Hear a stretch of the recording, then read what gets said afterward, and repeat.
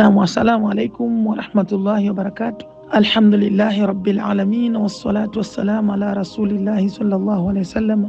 Ama baada ya kumshukuru Allah subhanahu wa ta'ala na kumtakia rehma Bwana Mtume Muhammad sallallahu alaihi wasallam, nam tunaendelea katika sehemu ya 4 ya kujua thamani ya mwanaume na kujua mwanaume anapitia yepi. Kwa hiyo lengo tusomane, alafu tuweze kuvumiliana ili kulinda maslahi makubwa na maslahi mapana ya watoto wetu. Mwenyezi Mungu atusimamie na atuongoze. Naam, mwanaume katika kipande cha 4 tunakizungumza huwa anapenda kukaa kimya. Akikaa kimya si kana kwamba anachukia. Mwanaume akikaa kimya si kana kwamba anachukia. Kisaikolojia, mwanaume akipata tatizo hujitoa kidogo ili kufikiri. Yaani anajipa muda. Wanaume wengi wanakuwa anajipa muda akufikiri. Hawezi tu jambo akakurupuka tu kama tulivyo sisi wanawake. Umeona? Yaani ukijipata hicho unashindwa hapo yaani kuweza kusema mimi hebu nilifiche hili jambo kwanza, tunakuwa hatuwezi. Tunakuwa ile kimuyemuye niliongee. Lakini mwanamume ana uwezo kukaa kimya. Tatizo anayekanalo muda mrefu hujitoa kidogo ili kufikiri. Sikana kwamba mwanamke anahitaji kuzungumza mara moja. Mwanamke mara moja tu tayari anataka alizungumze jambo lile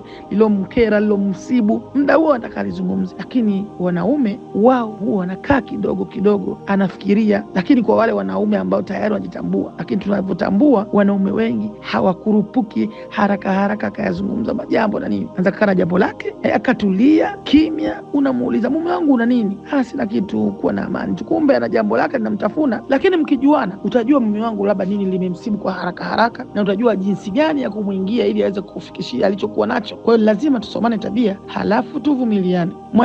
Mwanamke akielewa hili ataepuka. Yaani akielewa kama mume wangu anapitia haya, ataepuka hata kumtiatia maneno, ataepuka kumzongazonga. Yaani atajua huyu yuko katika jambo gani. Na wala mwanamke tena hatolazimisha mazungumzo wakati usio sahihi. Sababu wanawake wengi anaanza katika mazungumzo ambao wakati anajua wakati sio sahihi. Mwenzangu yupo kimya, ana jambo gani? Anamuingizia vikoba, anamuingizia sijui michezo, anamuingizia mikopo. Sasa unatakiwa wewe umsome. Sasa hivi sio kumuingizia haya majambo. Mume wangu wewe vikoba nimekosa. Mume wangu sijui Kwa hiyo kuna muda huu unatakiwa umjue. Na ukishamjua huwezi ukawa na hicho kiherehere cha kuweza kumwambia baadhi ya majambo ambayo kwa wakati ule sio sahihi kabisa. Umeona tafsiri yake ambayo mfano hapendi tena, yani sio kama labda hapendi, atakuja kukuambia kama Mwenyezi Mungu akijalia anaweza akakwambia. Lakini ukiona tu amekaa kimya, basi unaanza kumuingizia upuuzi. Sasa Mwenyezi Mungu ajalie tusomane, tuweze kujuana. Unajua mwenzangu akishapitia hili, mimi sitaki sasa hivi kumuingizia majambo ambayo haya kwa muda huu hayastahili. Cha msingi ni kumwombea dua na kumwombea kwa Allah maghfira, Mwenyezi Mungu amsamehe na Mwenyezi Mungu amfanyie wepesi wa kila jambo, kwa sababu yeye huyu ndio kiwanda ambacho mmeunganisha viwanda vyenu vyote viwili, ambacho kiwanda cha kwako na kiwanda cha kwake. Nyinyi tayari ni mwili mmoja. Tayari unatakiwa wewe uwe na subra, umuache, jaribu kuona karibu, kumbembeleza, kuona the way anaweza akakufikishia au asikufikishia ujumbe huo. Kwa hivyo tumuombe Mwenyezi Mungu Subhanahu wa Ta'ala atusimamie kwa huruma yake na kwa mapenzi yake. Ninawakumbusha ndugu zangu, sambamba na kuikumbusha nafsi yangu, swala zima la kumcha Mwenyezi Mungu na swala zima la kuweza kujuana na kutambuana mwanamke ni kiumbe gani na mwanaume ni kiumbe gani. Kwa hiyo tukishajuana, haya mengine yanakuja kwa kawaida. Tumeshaona jinsi gani mwanaume anavyopenda kuwa yeye ndo anatakiwa aheshimiwe zaidi, na hii ndo nature yake. Lazima ajue ni mwanaume ndani ya nyumba, sio ajue kama vile nipo tu.